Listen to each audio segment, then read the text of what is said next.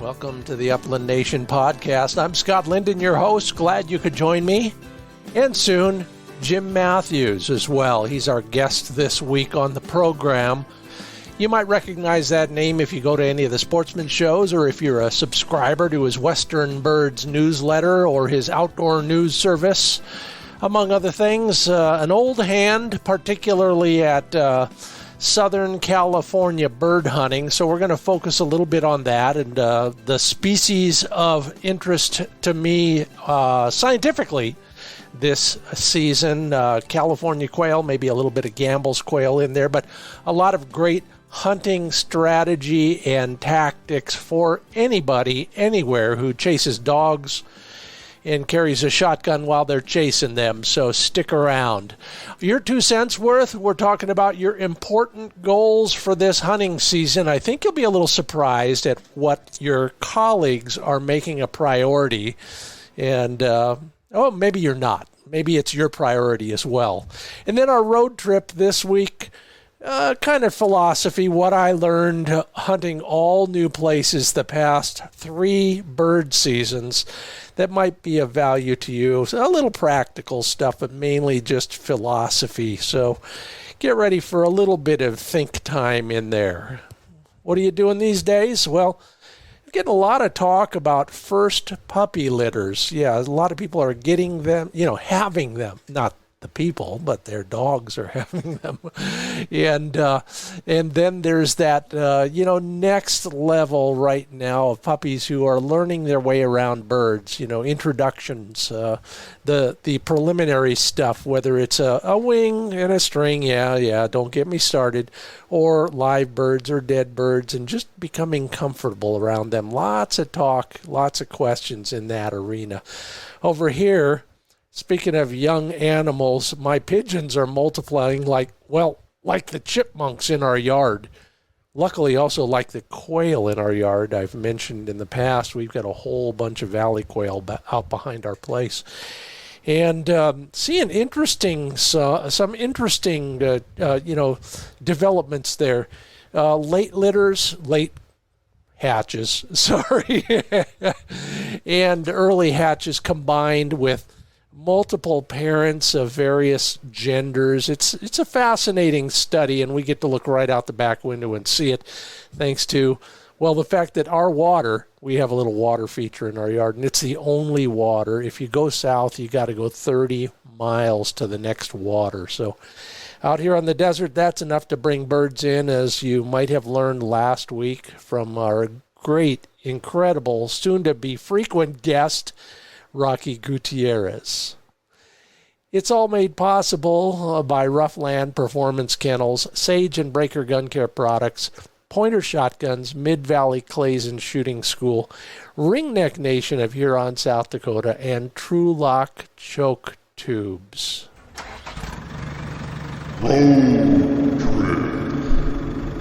Well, I promised you a little bit of philosophy, and here it is. I've been searching for places that, 2 things. Number one, an excuse to go in a different direction. And number 2, places that I've raced past on the way to my kind of old favorites. And actually writing about that in the current edition of Upland Almanac magazine, so watch for that. But those 2 things, getting outside the comfort zone, going out and keeping the expectations down, which would probably be the first bit of advice, and that's what I'm going to share with you.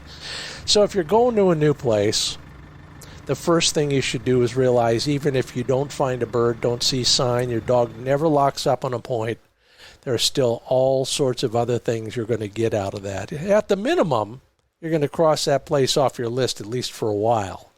At the maximum, you're going to get some great pictures, or you're going to get a dog that's happy because he got to go out and stretch his legs. You might have an adventure story or a scary story that you can drink on for the next couple weeks. Whatever it is, low expectations, as Ray Wiley Hubbard says. The days that he keeps his gratitude higher than his expectations, he has really good days, and I'm kind of living that as well right now. And maybe when it comes to hunting spots, you could too. Second thing that I've learned is when I'm going to a new spot, I'm going to a spot that has 3 or 4 spots nearby whether they're old favorites or other new spots, so that if one goes sideways, I've got another 1 or 2 or 3 that I might visit.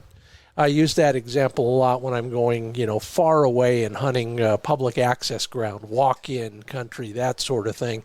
And that's a little easier sometimes because the blotches on the map are all the right color and you can do that. But you can do that on a topo map as well if you just know how to read one carefully enough to find similar habitats, for example.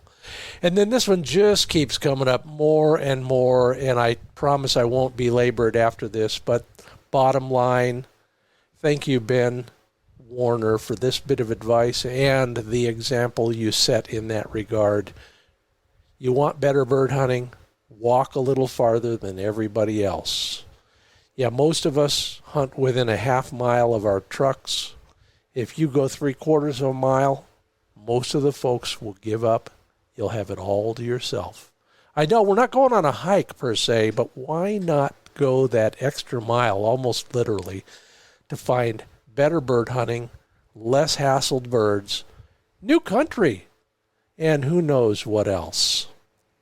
Hey, be safe out there. Hope to see you in the field, maybe in Huron, South Dakota on our FurFeathersFriends.com adventure. Learn more about it at the website. Yeah, it's your chance to use your dog as an ambassador to a new hunter in one way, shape, or form. We're brought to you in part by Mid-Valley Clays and Shooting School. On top of learning how to shoot and having a good time shooting, they also have an extensive inventory of hunting guns. And if they don't have it, they might be able to outdo your local gun shop, the gun shows, your auctions, or anything else. Dave Fiedler and the crew at midvalleyclays.com has a line to all those hard-to-find guns you might be looking for. They have a great relationship with all the major manufacturers, and that translates to, hey, Mr. Manufacturer, do me a solid and send me one of those for that guy who called because Scott Linden recommended it. Yeah, browse the brands and all the availability, and then give a call to Dave Fiedler. Get more information at midvalleyclays.com.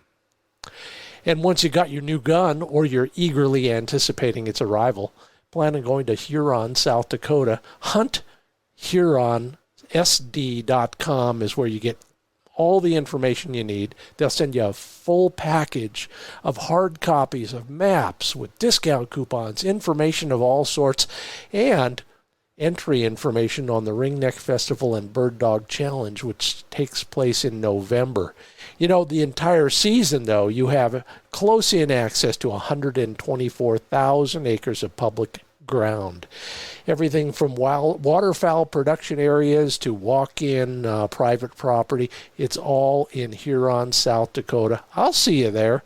HuntHuronSD.com.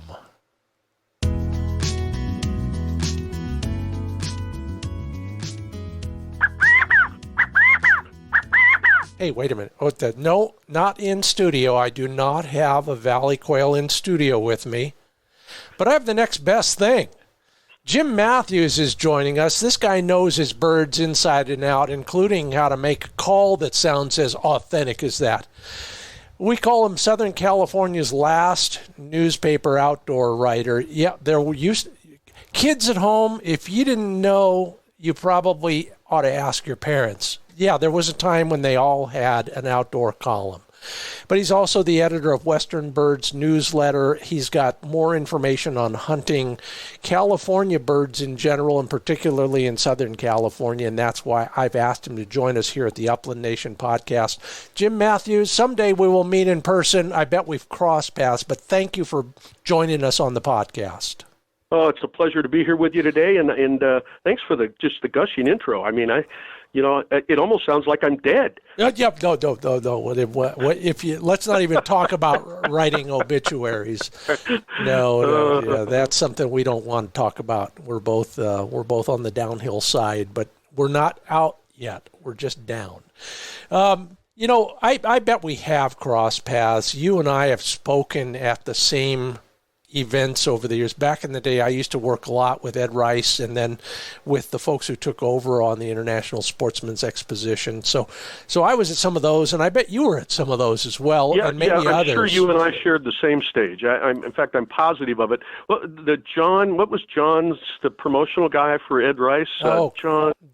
Heck, I should know. He became a good friend. He did all the scheduling, and I know we were there together. I mean, I listened to your events, but we've just never had a chance to sit down and have lunch together or, shoot birds together. And, there's always a standing invitation to come to Southern California where no one wants to go. I know. And you grew up here, so you know why. Yeah, but there are still some great pockets of all sorts of things. I just read a great piece about fly fishing on the San Gabriel River back a while ago, but there's still some great stuff to do out there. And if you are tempted to go there for whatever reason, then, you just got to search it out. I always tell people that in good bird years, we have, quail chukar hunting as good as any place in the West.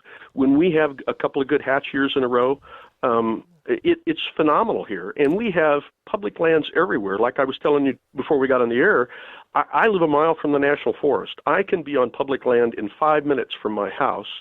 And, there might be 30 million people in Southern California, but most of them live within, like me, from a minute to 30 minutes from public lands where they can hunt. And most people don't have a clue that's true. Yeah, it's just amazing. We have just tons of public land. And we have 3 national forests. We have all of the BLM land across the desert. We have state wildlife areas, and most of those are open to hunting. And it was like, in fact, I started Western Birds in 1996. Just because so many guys were calling me as a newspaper guy, well, where can I go? All there is houses, and it's like, good Lord, have you driven to Vegas? You drive through 150 miles of Mojave Desert. It's amazing country. It's amazing. A couple of years ago, we had a great bird year in the South Deserts along the Colorado River, and it was as good as I've seen in my lifetime.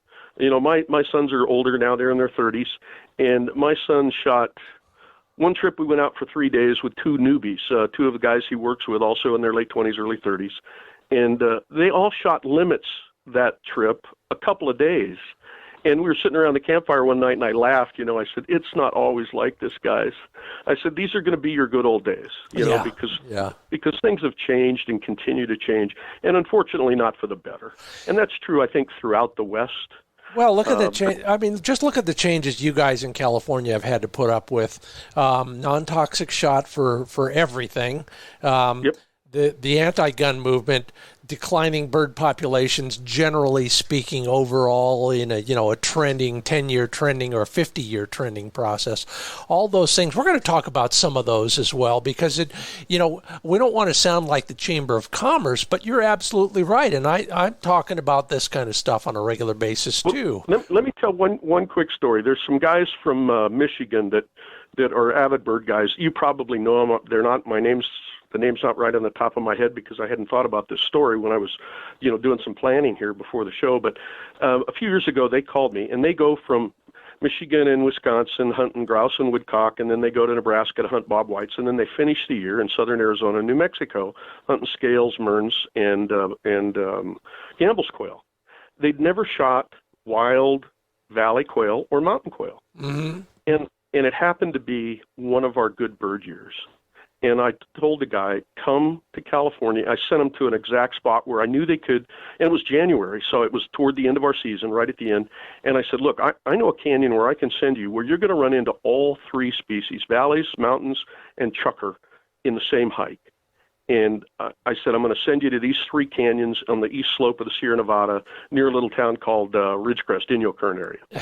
So for guys that know California, I'm writing it down. Away, on the west side of the Highway 14-395, those canyons over there. Okay. And anyway, those guys went there, and I didn't hear from them the first couple of days they were hunting. And then I get a call, and they talk through their nose in that part of the world like this here, they talk like that. Yeah. And the guy calls me, and he says, oh, Jim, he says, we just wanted to call and thank you. He said, we've had the best bird hunting we've ever had in North America. Wow. And these are guys that have hunted all over. Yeah.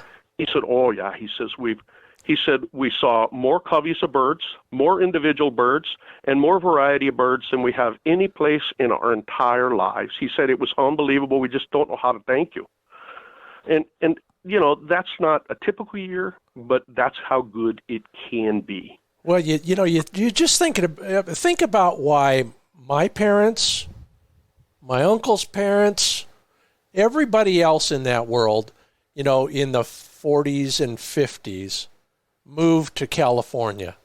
The Golden State. It had the climate is generally favorable toward the same things that birds like most of the time, and that is number one. Number two, as a proportion of the population, fewer people are out there pressuring those birds. Now, granted, the popular spots are going to get a lot of pressure, but I talked earlier in the introduction in the podcast about walking a little bit farther than everybody else, and that's one of the keys. So, all those things are critical. You know that, I know that, and then you do what I do to a great degree, and that is I want to help people find good spots because I want them to be successful, because then they buy more ammo, they buy more shotguns, they recruit more hunters, and that's how we fund wildlife management. So, and that's also how we keep our sport. Yes. I like to tell. I do seminars on this stuff all the time. I didn't do any this year for guys that are listening that are mad at me for not doing any this year. I apologize. But one of the things I always talk about is the numbers. And people say, "Oh, it's so crowded in California," and it's like when I first started hunting in the 60s and 70s, 1960s and 70s. We had 20 million people in California, and we sold 850,000 hunting licenses annually, resident hunting licenses. Mm-hmm. Last year, which was actually kind of a boom year because of COVID, a lot of people went hunting that hadn't in a long time. Mm-hmm. We sold 250,000 licenses, and the state's population is 40 million. Twice as many people, a third as many or less than a third as many hunters as there used to be. So when people tell me it's crowded today, I laugh. There are fewer people on our public lands than there's ever been. And, opening weekend, I like to tell the story. My boys and I, they're both into music, and so they were doing music till late the night before the opener. We got a late start, had breakfast in a little desert town, and I went to my first choice, and there were a couple of trucks there. So we drove to my second spot, a couple of miles away, and then my third spot because there was a truck there, and I was talking to the guy because I knew him. That's how small the community is. And my boys were now getting impatient, come on, Dad. So the third spot we went to, I'm driving up, and there's no tracks in the road. Yeah. And a little side road came in. I said to my son, Kyle, Kyle, check the side road, see if there's any tracks coming in, because they could come in from another direction. Mm-hmm. We get to the little intersection, and he said, no, Dad, no tracks. We drove up. Couldn't have been more than a quarter of a mile, past a guzzler, a small game drinker that the department put in the 50s, and we saw a covey of chukar running up the slope. So we drove past them, climbed the ridge, and got into shooting the opening morning, and never saw another hunter the rest of the day until we were driving out. Yeah. I mean, and that's opening weekend in California. In California, in one of the busiest hunting areas for chukar. No, I will echo that. I hunt Northeast California every other year, and I've had the same experiences. Haven't been down your way, but I keep trying, and someday we'll pull it off. I'll let you know when we're going to have a good bird year, like we had a couple of years ago in the lower desert, and you'll have to come because I will. It's plus desert camping is one of my favorite things to do. I just love our deserts. Oh, I was born 100 years too late. Nobody issued me the loyal burrow and the prospecting tools, or I'd still be out there, or at least my bleached bones would be. Let's generalize a little bit, but we gotta establish your bona fides first. So here's some quick questions for you. Okay. Over and under, or side by side? Well, I shoot everything. Okay. And I'm not a very good side-by-side shooter, so I shoot, I have an over and under 28 gauge that I shoot a lot. Great. But I also shoot, I hate to admit this to some of the guys who are purists, but I shoot an old 870 Express 12 gauge for a lot of my shooting. I love it. And, hey, first gun for a lot of us, absolutely. Gambles or California quail? Both. Okay. Pointer or flusher? Both. Well, I've had labs my whole life, and I've got an English setter laying next to me right now that he's a guide's. I'm a retirement home for a guide's dog that had a couple of bad habits. Yeah, yeah. Were they incurable or tolerable? Oh no, he's great. The guide said he couldn't deal with Ben because Ben pointed Tweety birds. Well, I'm as much an avid birder as I am a hunter, so it's like when he points a towhee and we flush it out of the brush, I'm going, hey, Ben, that's a towhee or whatever, it happens to be, and he's wagging his tail and happy. But I've learned him well enough to know that I know the difference between now, I've had him 2 years, when he points rabbits, squirrels, non-game birds, but when it's a game bird, quail or chukar, he has a completely different demeanor about him. Yeah. I've seen that. Once you learn your dog, it's like, well, that's fine. Plus, he's, I had Labradors for, 20, 30 years, 40 years. And they're close working dogs. I have a GPS collar for this guy. Last year, at one point, he was over a mile away from me. Yeah. And I'm thinking, and I'm 68, I'm whispering to myself, God, don't go on point. It'll take me 30 minutes to get there. Yeah, I know that feeling. And don't forget, it's 30 uphill minutes. But that's, we'll talk about chukars later on in the broadcast. Yeah. You were kind enough to share with us an expert valley quail call to open your segment of the podcast. By the way, this is the Upland Nation podcast, everybody. I'm Scott Linden, your host. That's Jim Matthews. He's the editor of the Western Birds newsletter, among other things, and this guy knows his stuff. So that's a call that you made, right? Yeah, I started, I'll tell the story real quick. All of us who were avid bird hunters, 25, 30 years ago, well, more than that now, 40 years ago, used Iverson little wood quail calls. I still have one from him. No kidding. Mm-hmm. Well, they quit making them, and I had lost mine, and I called them, and I said, hey, I want a quail call. You got to have you got a batch done, or you got to? And they said, well, we quit making them. Yeah. And it was like, you got to be kidding me. So, I remembered how they were made because I'd taken it apart and changed the rubber band enough times, so I thought, it can't be too tough. So I took some, wood that I collect in the field. I pick up stuff all the time or cut stuff, and I've become kind of a native wood fanatic now, Oh, yeah. Like the call I blew at the opening is made from mesquite I picked up on the Arizona side of the Colorado River on the Cibola National Wildlife Refuge. Some dead stuff that I just hacked out a couple of branches, and it's got wormholes in it that I filled with brass powder, and I make sound chambers in my calls that Iverson didn't. But anyway, I started making them as just so I could make my own a few years ago, and then friends wanted them, so I gave friends. Now I sell probably 50 a year now. Wow. And I just put a bunch of photos the last couple of days on my Instagram page, and they're the current available calls are on my website. And great. Yeah, so it's become more than just a hobby. It's become kind of a fun get out of the office and cut wood for a while, and like a good friend of mine who's a woodworker says, make sawdust. Yeah, I love it. If we want to learn more about those, what's the website address to go to? Well, it's from my old newspaper business, and I've got everything on it now. It's Outdoor News Service, so there's a double S in there, outdoornewsservice.com. There you go. And there's the Western Birds page, the Quail Calls page. I also publish a little newsletter called California Hog Hunter that we did print for a lot of years and has come back. Actually, with a fellow is one of the sponsors, Andy McCormick of Legacy Sports. Oh, yeah. Is one of the sponsors of the California Hog Hunter newsletter, along with Hornaday and Turner's Outdoorsman, the biggest chain of hunting and fishing stores in Southern California. So we're in California now, including Arizona.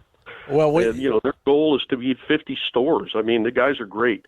Boy, I remember when they were about 2 stores, but yeah. Well, you probably remember when it was Andrew's Sporting Goods. Oh, that I'm not going that far back. Don't forget, I was a music major, so I didn't get into this stuff until much later in life. But small world. Good to hear from Andy, by the way, and glad to hear that. He's also a sponsor of this podcast. So we'll be talking about him, let's see, later on in the podcast, actually. Oh, good. I was going to say, you need to have him on the show every week. I did a radio show for a while, and Andy was my co-host. Yeah. And his infectious giggle laugh is just lights up any podcast. That silly giggle of his, everybody stops and listens because they know whatever's going on is delightful because of Andy's attitude, and he's just a great guy. We've been friends for probably 40 years now. Wow, more than that. Well, let's talk about something that I'm really intrigued with, and you mentioned that hunt with your sons and their friends.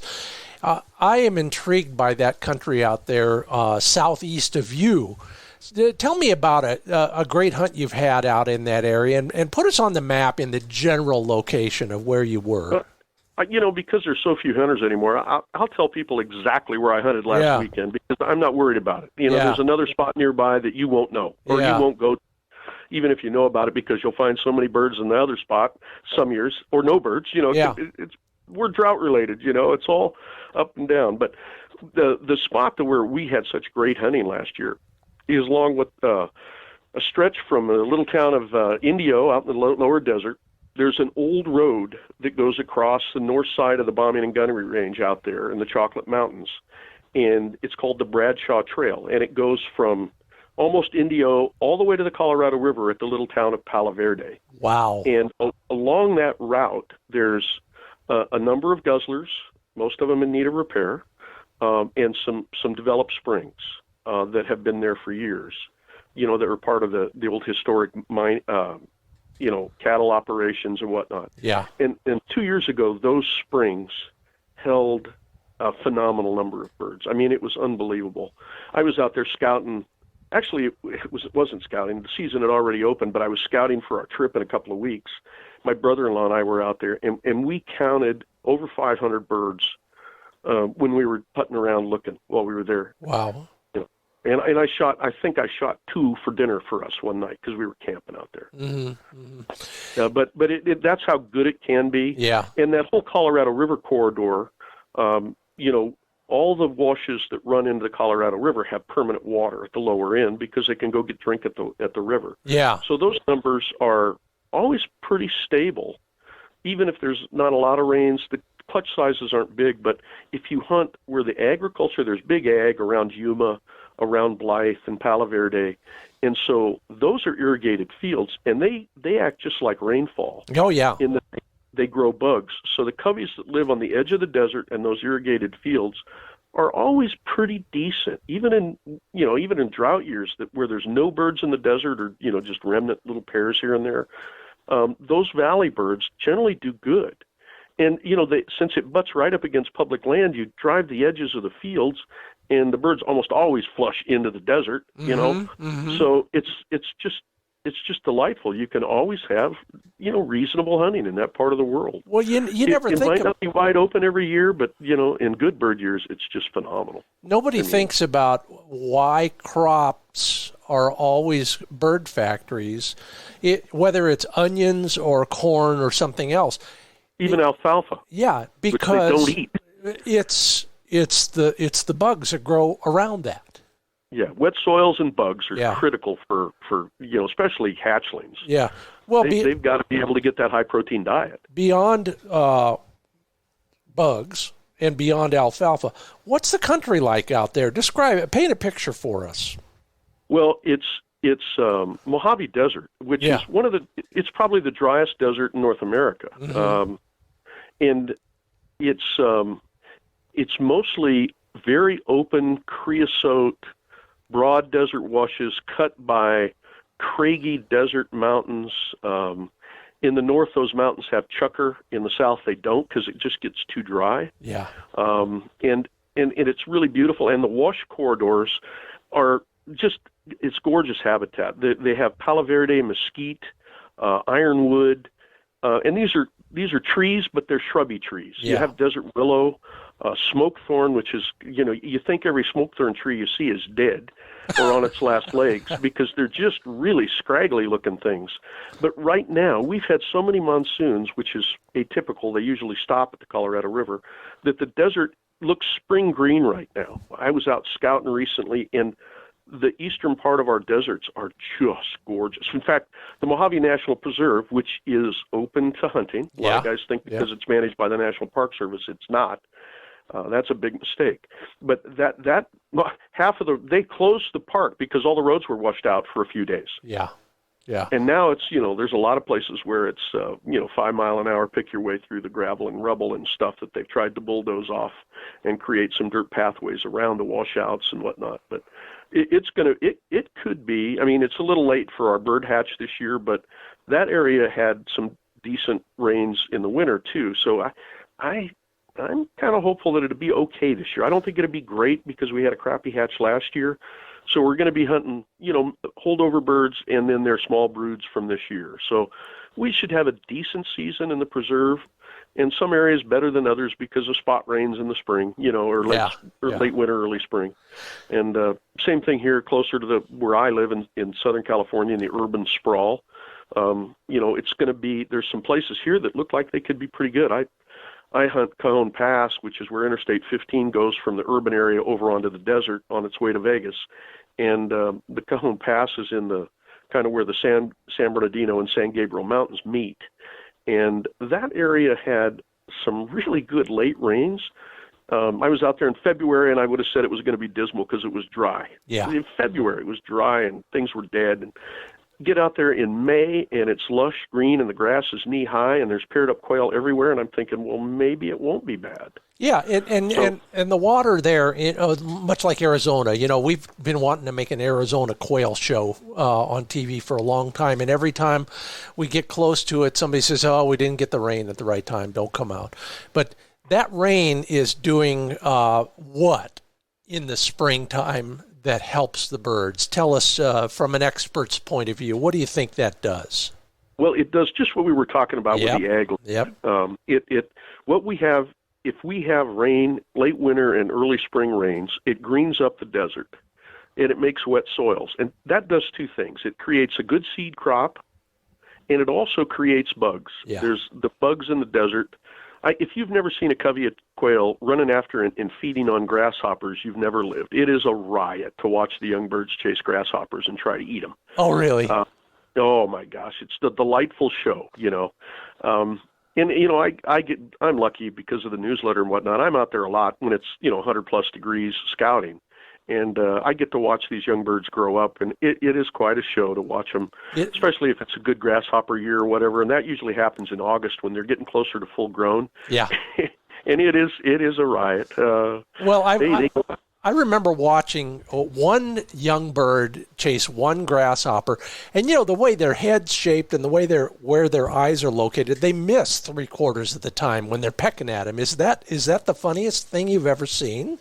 Oh yeah, it is a riot. It is a riot because the birds are, the grasshoppers are really trying to escape. And they're flying, and the birds are flying after them and trying to peck them out of the air. And it can, and then they're running after them on the ground, especially after they've broken wings or something, trying to catch them. And those things are great runners. And it's just a delightful show. I love it. Well, we're going to get down to some brass tacks here, and let's just start with some of the resources available to anybody who wants to hunt Southern California. Besides the Western Bird newsletter, which, by the way, everybody, is chock full of practical, useful information. What else would help a person who wants to visit that area, or a listener who's in that area, that you would suggest we avail ourselves of?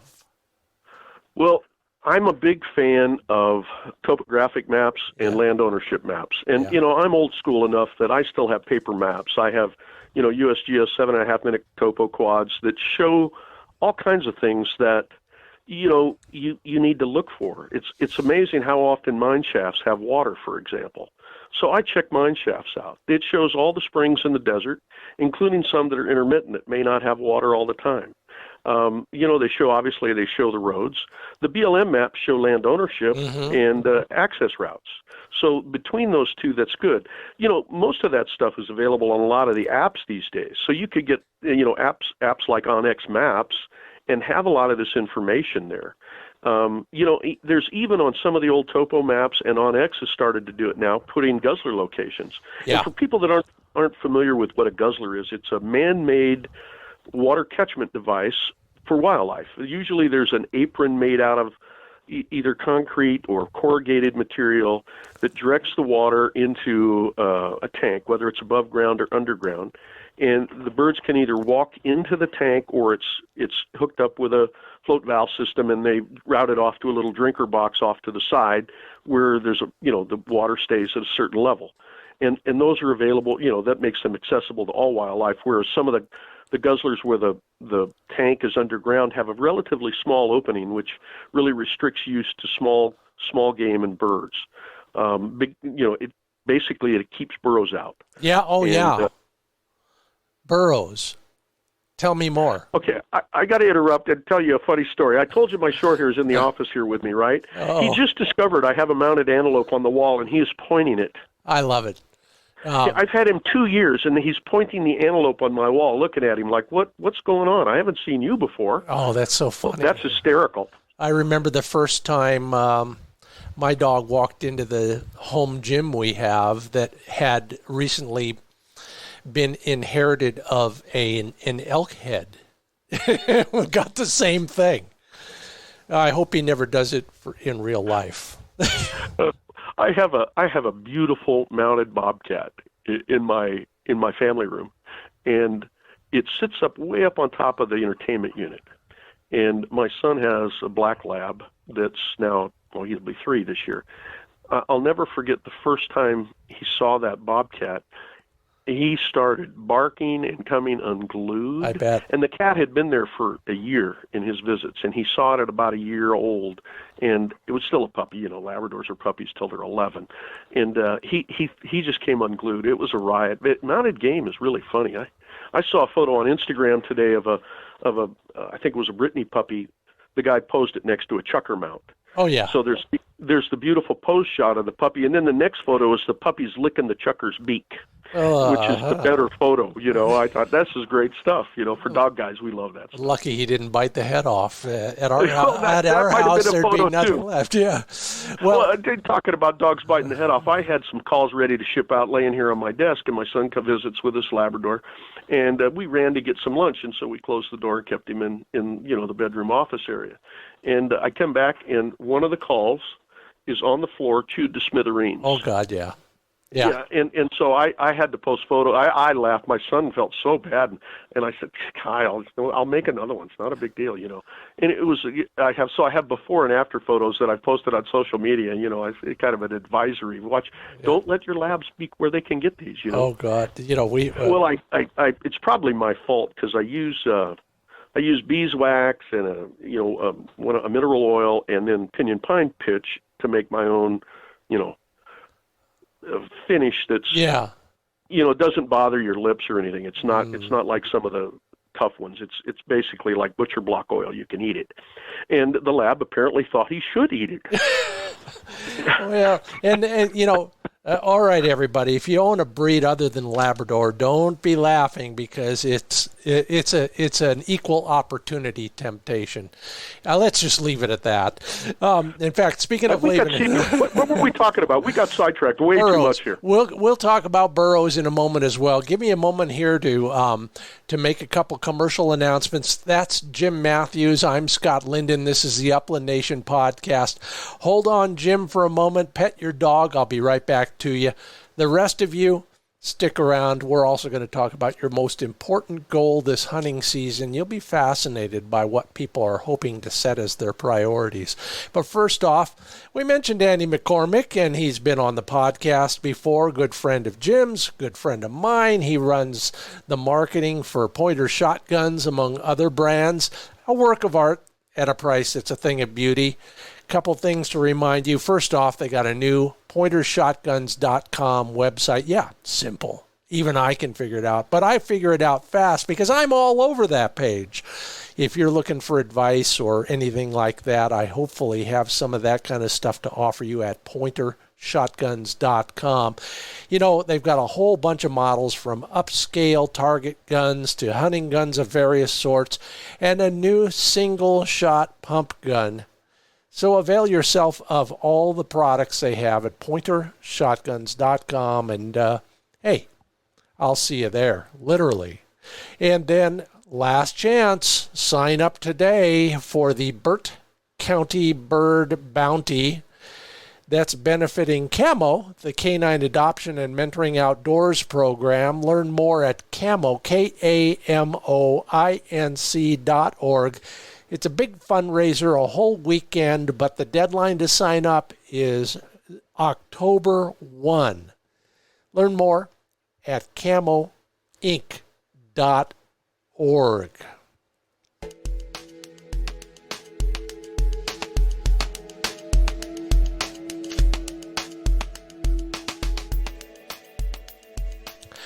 And hopefully Jim is still there and still willing to talk with me. Jim Matthews. While you were giving that, I had to call up the Pointer Shotgun's website while I'm sitting here at my computer, and I see there's this really kind of old mustachioed guy with the same pointer that I have. Oh, face made for podcasting.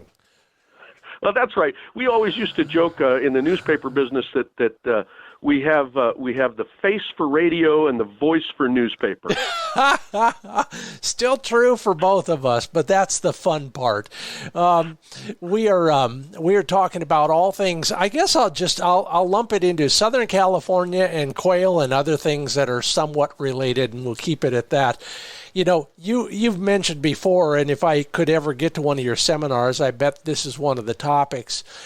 There are a bunch of things we could learn to become a better Western quail hunter, whether we're hunting Nevada, one of my favorite places, Southern California, or even up into the northern Great Basin where I live. Can you narrow it down to maybe the 4 tips that will help us be the best Western quail hunter we can be? Well, I always do this in my seminars, and I always say, guys, well, there are, 4 things that I'd like to stress for hunters in the Southwest, especially Great Basin and Southwest.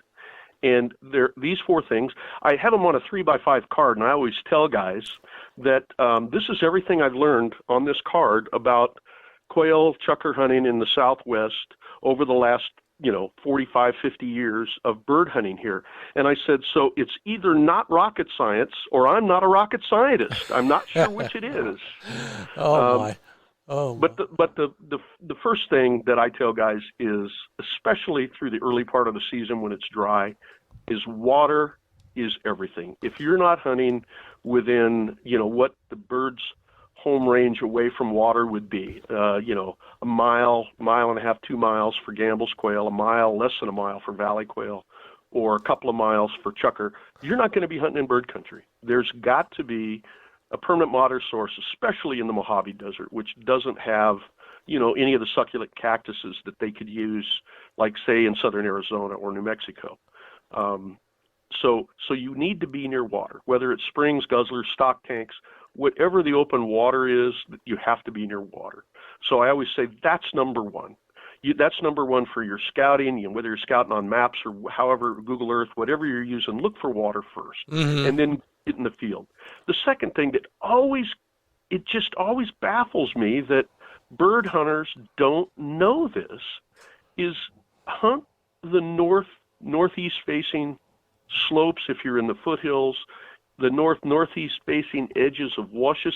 I mean, I used to tell the story, I said, for years when I was young and stupid. Now I'm old and stupid. But when I was young and stupid, nothing stuck, And we would hunt this one big desert wash, and it's a big flat area. So you think north face, it doesn't matter out here, right? Yeah. But we would always hunt up this wash, and occasionally we'd jump birds, but we always jumped birds when we went around this big corner, and it was where the wash kind of went near a little hill, and the wash bank was fairly steep, and there was a little more vegetation and some more of these scrubby trees. And finally, this is back when I still carried a compass, I got there and I'm looking at it, I pulled out my compass.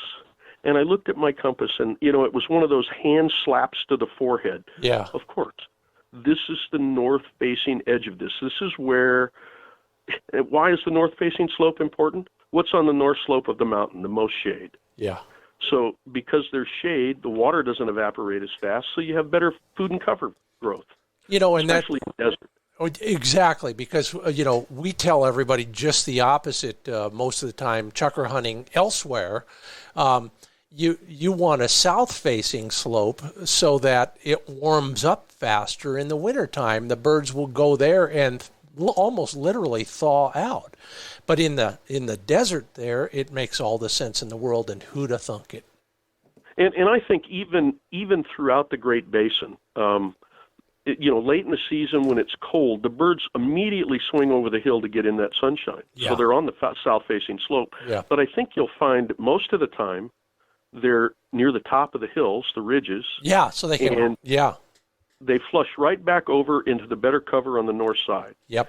And a lot of guys don't understand that. So water, northeast-facing slopes. And then I always talk about, one of the things I love to hear is when I talk to a guy or somebody that, especially if I run into another hunter and we're chit-chatting and it's a spot I haven't been to this year, and I pull up next to a guy on the road, and hunters share stuff and talk. And I say, hey, you've been out here this year, and it's like, yeah, and I love this expression. It was good early on, but they're all shot out. Yeah. I'd love to hear that expression. Yeah. Because what it means is the guy has no clue where they go after it rains or when they get hunting pressure. Mm-hmm. It's called, I call it late season or hunting pressure dispersal. Once it starts raining a little bit and we get more moisture out there, and we get green up immediately when the rain starts. So there's green shoots that they can eat to help get moisture, and they might not visit water. So they might, for 2 or 3 or 4 days, they'll venture farther away from water. The other thing that happens in our lava country throughout the Mojave is we get a good rain, there's basins of water in some of that lava outcropping stuff. I'd love to tell the story. There's a place that I like to hunt. And for those of you who are movie fans, the little town of Hinckley. I don't know if you remember the movie Erin Brockovich. Oh, yeah. Yeah, that's where Julia Roberts actually appeared to have large breasts. Can we say that on your podcast? Anyway, there's a mountain range north of Hinckley that's called the Black Mountains, and there's another mountain there adjacent to the Black Mountains. It's Opal Mountain. It's all part of the same complex. There's a big natural spring on Opal Mountain Spring, imagine that, and then there's 4 guzzlers in the Black Mountains, and 2 of them are in the bottom of the canyon, Black Canyon, that drains the north side of the mountains. And we frequently would see birds in the bottom of the canyon, and they'd go straight up the north slope to the top of the ridges there's a whole series of lava benches, basically, all the way to the top of the mountain. It's a volcanic mountain. Sure. And I was almost to the top of the mountain, and this was years ago. My lab started acting birdie. And next thing I know, chukar are flushing. And in one of those rare displays where I actually shot what I shot at, I doubled on chukar. And what's that feel like? I'll never know. Yeah, I've never, it never happens to me. I rarely kill one bird, let alone 2. So the lab brings me one, and I walk over toward the other one, and he goes back to hunting. And the next thing I know, as I'm holding the bird that he brought me, and I walk over and pick up the other one, which was close, they're both wet on their chest. And I'm thinking, well, what? And I hadn't run birds up the hill because the dog had not got birdie yet. And I'm standing there with these 2 birds in my hands, looking at where did they get, and the next thing I hear is my Labrador going and some splashing, and I look and I walk over, and there's this big basin under some rock outcroppings, and he's laying in the water up to his chin like labs do and drinking. Yeah. And I'm thinking, they don't have to go to the bottom of the canyon anymore. We learn that every chukar season. It's absolutely true, and it doesn't even need to be lab sized. It can be the size of a bowl, Yeah. It's absolutely true. And then plus the moisture from the plants, and that together is that. Now, the other thing that you've mentioned before is what snow does to a hunting situation. So if they're dispersed, it's later in the season, there's moisture in more places. Is that related to Before we go to that, let me just finish the late season dispersal. Okay. Just as a rule of thumb for guys, I always tell guys, where do they go? I mean, Gambel's quail will live right in the wash bottoms until they start getting hunting pressure, and the guys quit seeing them in the wash bottoms. Mm-hmm. They drive and but early in the season, they see them running up and down the wash, and they get out and chase them and shoot birds. Late in the season, the same spots, they don't see any birds, and that's where they're all shot out comes from. Yeah. Well, no. Most Valley and Gambel's quail both get out of the main wash bottoms. They move up into the little finger draws and up. And, usually on the north or northeast sides of that wash is where they go. And so you have to cover more ground. You have to hunt in and out of those little side canyons Sure. off the main wash. Yeah. And so that's what happens. So they disperse up and into the side draws. The quail do. Chukar, once they get rain, will move miles. Yeah. Sometimes to a mountain range where they only live. They'll move across 6 miles of flat desert to a little craggy mountain where they'll. Unless they go there, it's like, you bumble into those spots by accident because they're not where you think they should be. So you start looking to the north and, of where you normally hunt them to the nearest place where they might do that. And whether it's along a ridge, they go, and they generally go north, which is kind of unusual because at least in the south here, that's the direction they head. Maybe in the far northern extremes of their range, they might move south to get away, Yeah. arguably away from the storms, but I don't think so. I talked to we have a great Armenian hunting community in Southern California, and they've been my chukar mentors. Yeah. And these guys from that part of the world say, oh no, they all move to the north. And he said sometimes to, completely out of the mountain range where you normally see them, to little craggy mountains kind of out in the middle of the flats, you find them there. And it was like, ever since I started doing that, I've always joked about writing a book about chukar hunting in the Southwest and I want to call it Climbing Unnamed Desert Peaks. Because would be a great adventure in and of itself. Yeah, well, I probably wouldn't even mention the fact about killing a chukar until about the 5th chapter. I love it. Oh, it's good. Well, you know what I'm sure you've said this on the podcast before. You know what they say about chukar hunting? You do it the first time for sport and revenge every time after that. Absolutely true. Although I'd like to do it with an Armenian who brought his own homemade baklava with him as well. One of their claims to fame. Different than baklava, but not quite the same. So familiar. Let me tell you an Armenian tip for chukar hunting. Since we're doing the 4 tips, this would be a little bonus tip. I love it. In northern Iran, the Iran and Armenians both have huge hunting heritage. Yeah. In northern Iran, they use fairly large, multicolored quilts or blankets, and they lay them out in the snow and build a blind by them. Oh, yeah. And the birds are attracted to that open, multicolor blanket. Fascinating. And there's a guy that made, he made little pop-up blinds, but he made a couple of these for chukar hunting, and they were big sellers among, the mountain Middle Eastern hunting community that lives in this place because they all remember that heritage. Oh, yeah. And it's worked. He's hunted in southern Idaho with those things late in the season in snow country, and he's just popped these things up and sat behind them, and the chukar come to him, he lets the dog go, and they go hunt them. Well, it's funny. It's amazing. I'm not surprised. I really am not. I remember many years ago, back when we were both giving talks at those international sportsman shows, I remember a goose guide who would guide winter wheat fields. So they'd have the layout blinds and all that. And what he would do is he'd take green carpet squares and plant them out there. The only green in a field of brown and mud, and that's where the goose would lay in. So there you go. Well, there's one for you waterfowlers out there. And you're listening to the Upland Nation podcast. I'm Scott Linden. That's Jim Matthews with Western Birds Newsletter. And if you're still interested in those calls, go to outdoornewsservice.com. Now, let's talk snow, because we put up with a lot of it. That's my 4th tip. Yeah. Yeah, that's my 4th tip. In Southern California, we have these transverse mountain ranges that separate the urban areas from the desert. Yeah.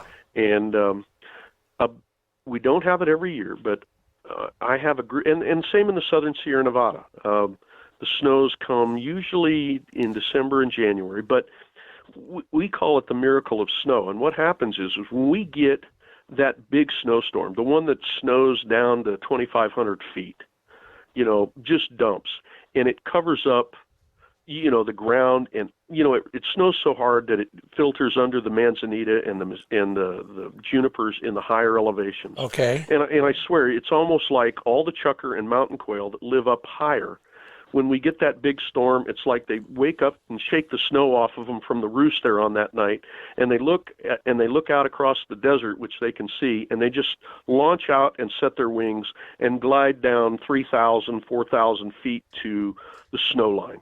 Wow.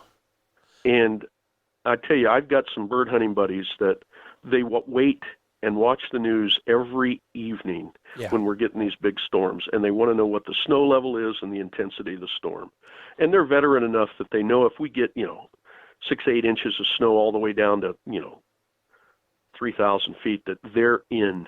And they've got the truck packed, the dogs are taken out first thing in the morning, and they drive up to the Southern Sierra is famous for this. They drive up and they take one of those little dirt roads up to the snow line, and they hunt along the snow line. Yeah. And they go side hilling. Yep. In and out of all the canyons, right at the snow line. And it's one of those times when you can shoot valley quail, because they live down there year-round, mountain quail that have been pushed down, and chukar that have been pushed down, right along the snow line.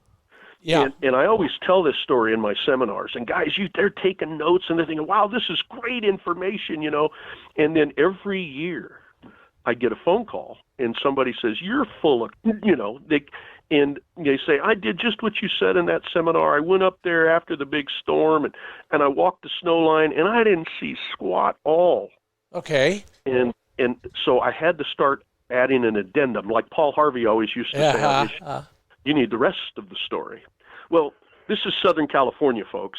And so if it snows hard on, say, Saturday and Sunday, and you're going to go up the following weekend, in between, we have 4 days of 85, 90-degree weather, and the snow line goes from 2,000 or 2,500 feet back up to about 4,500 feet.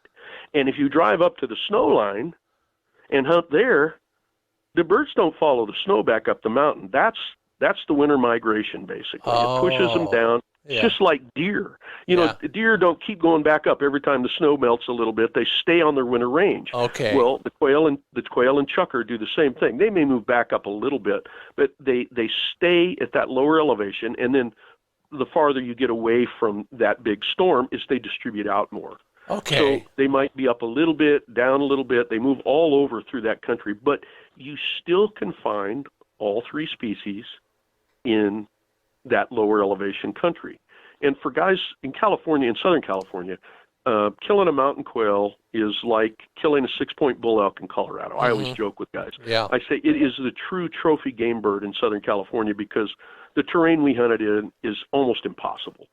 It's heavy manzanita thickets, junipers. It's just nasty stuff. If you get a shot at all, it's snap shooting. Most of the time, the birds are running away from you under manzanita that is impenetrable.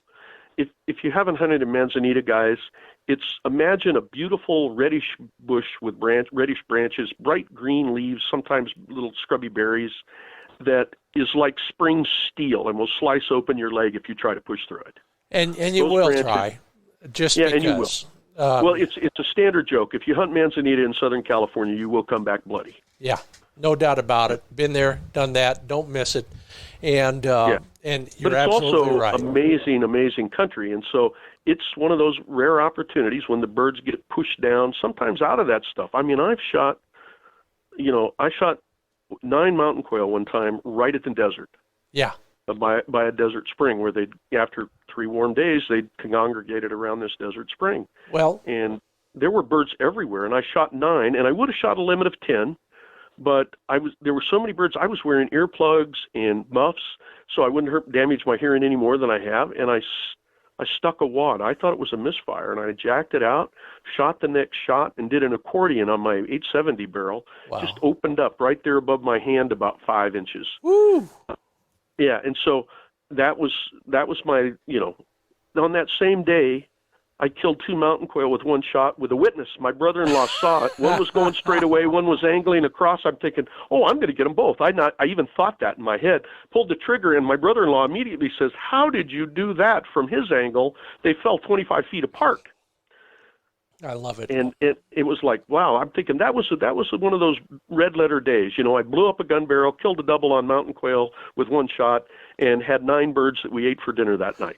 Okay, kids, don't try that at home, at least part of it. Yeah, no, don't do that. Be careful. That's a good advisory. Yeah, that was not the order to do it either. You did it in the right order, And I'm glad. I'm jealous, of course. I think I probably shot 9 mountain quail the last 2 seasons, but that's another story. Wow, you've had a good couple of seasons then. I always say if I kill one a year down here, that it's been a banner year. Well, last week's podcast, talking with, by the way, an expert, I'll send you an email on a guy who's truly expert, academic and hunter, Rocky Gutierrez, was telling me. Oh, I know Rocky. Okay, sure. Good. Never mind.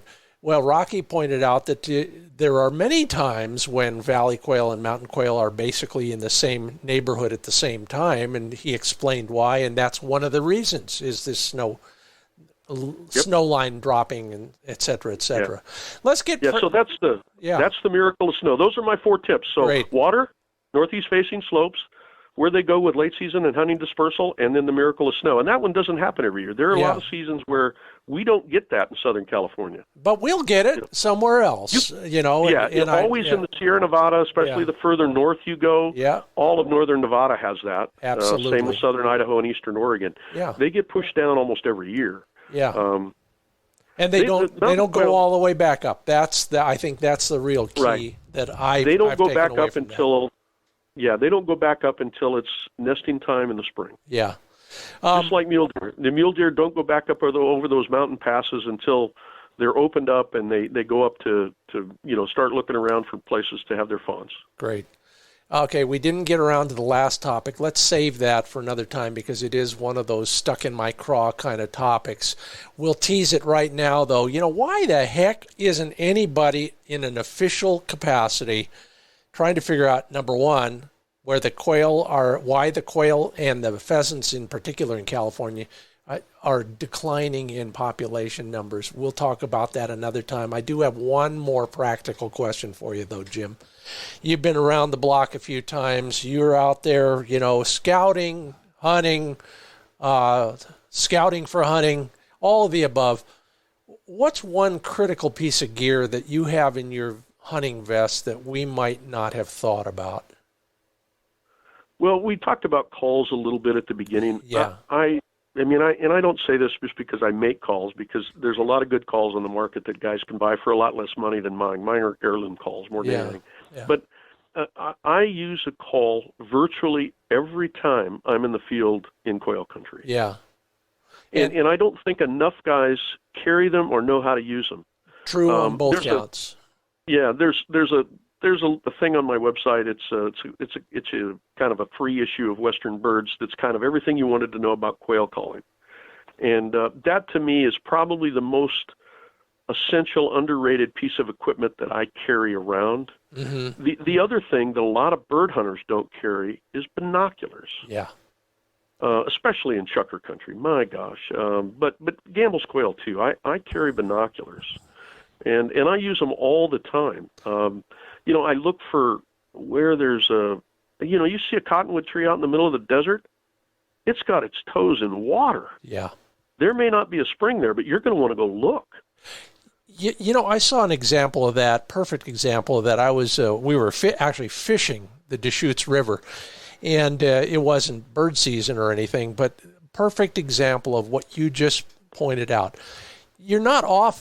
Sometimes you're looking for the birds themselves, and if they're skylined the right way, or you're close enough with binoculars, you might see real birds. But you do see the things that are important to birds, and in this case, it was a big green patch on a pile of lava. And sure enough, we didn't see chukars, but you know what we saw? We saw 40 bighorns go from who knows where over to there. They sought out that same warm, cooler, moister environment that had feed for them, and birds are the same way. So, like you said, looking for a cottonwood tree, looking for a green band or a patch, or what other things can we see through those binocs that would be dead giveaways? Well, I think we've covered most of the stuff. I look at I look at roads.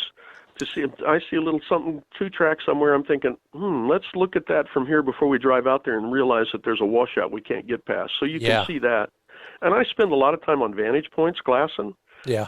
And back in the day before we had, Google Earth, where you could actually see the guzzlers from Google Earth almost everywhere in Southern California now. You can find a lot of them just by looking at Google Earth. Yeah. I used to have to work off maps. And frequently they were marked wrong on the old topo maps that the Department of Fish and Wildlife, Department of Fish and Game, back in those days when they actually did things, that were mismarked. In fact, some of them have been mismarked up to 1.5 miles, 2 miles from where they actually were. Yeah. And so my brother-in-law and I have done this for years and years. We climbed the nearest high point and glass for the apron. We looked for the dark guzzler. Yep. And, so we spend a lot of time climbing hills, ridge lines, side hills, and glassing, especially when we're looking for stuff like that. The same thing is true for stock tanks or, in the Mojave, historically there would be a windmill and a stock tank there. And those are pretty easy to find because the windmills are very visible. But a lot of those also have a pipeline running from that stock tank down 1 mile or 2 to another stock tank, and the pipeline continues to another stock tank, and another pipeline continues to another stock tank, and they're all fed by that same well. Yeah. And so there might be 4 or 5 water sources along some of those old windmill lines that were done for cattle. There you go. Those were wildlife magnets. And talking about management, our Fish and Game and land management agencies have allowed all of that stuff to be yanked out or removed. And we've destroyed wildlife populations by doing that. We've eliminated whole areas of habitat where they once lived because they had permanent water. Yeah, and it's mind-boggling to me that they would actually go to the trouble of spending my tax dollars to go and destroy some of those water sources. That's just... Oh, let's don't get started on that. We'll have to have a roundtable discussion on that because we have about 50 people who would want to participate. We'll do that. In a future podcast, you're listening to the Upland Nation podcast. We're going to bid adieu to Jim Matthews. If you want more information on everything he does, go to outdoornewsservice.com. Everything from quail calls to the Western Birds newsletter. It's all right there. We will be talking again very soon. Actually, probably as I anticipate a trip to Southern California. Jim, thanks so much for being part of the Upland Nation podcast. Well, thank you. I appreciate it, and I hope everybody gets a good fall this year. Thank you. Bye-bye. Bye-bye. And we've still got a few other things to talk about, including your priorities for this season. Maybe an idea for you in that regard as well, so stick around. First, a word from sageandbreaker.com, just like it sounds, sageandbreaker.com. Named after a couple great bird dogs. Fred, you know your stuff there. But Fred also knows how to put together great instructional videos on cleaning your shotguns. And if you have handguns or rifles as well, there's great videos on all of those. Learn how to do it the right way at sageandbreaker.com. Then, while you're there, sign up for the mailing list. You won't miss any of the very infrequent sales. You'll also find out when new products come down the pipeline. And anything you buy, anytime, always free shipping at sageandbreaker.com. And if you are thinking about visiting Southern California or anywhere else with your bird dog, you better put them in a kennel when you're traveling.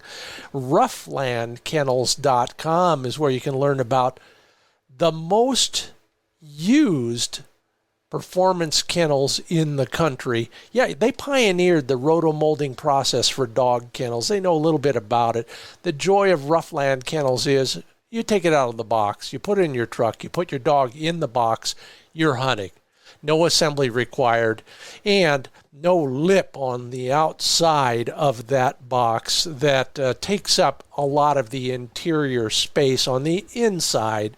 Learn more about all the products from crates to water storage to gear organization, even a fan for the front or the side door of your RuffLand Kennels at RuffLandKennels.com.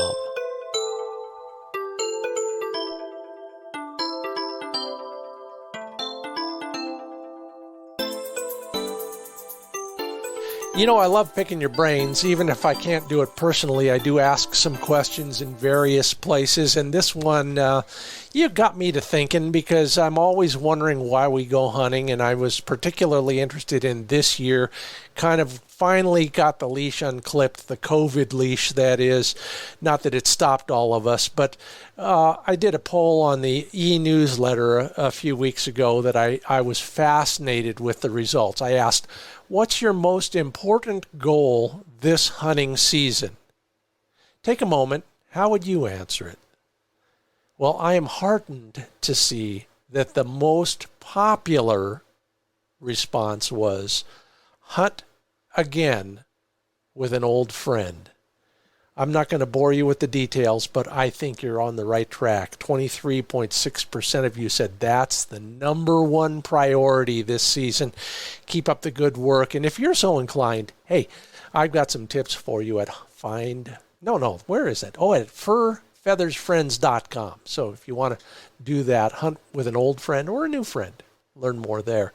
Number 2 on the list, let's call it a dead heat for number 2. 18% of you said break in a new dog. 19% said go somewhere new. Hey, maybe I'll see you there. Next on the list, the only other one in double digits, revisit an old favorite spot. I understand them all. They're all excellent. The 6% of you who are taking a newcomer hunting, more power to you. More hints at findbirdhuntingspots.com.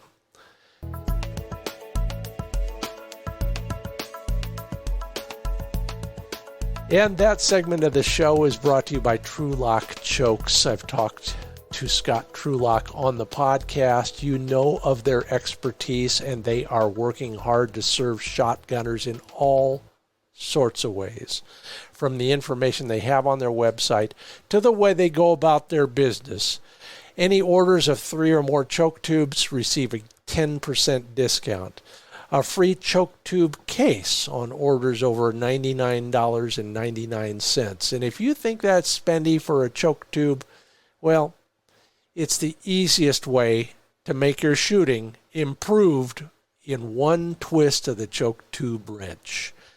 TruLockChokes.com, and you spell TruLock, TruLock, TruLockChokes.com. Oh boy, for decades we've meant to have this chat. Jim Matthews, thanks so much for being a part of the show.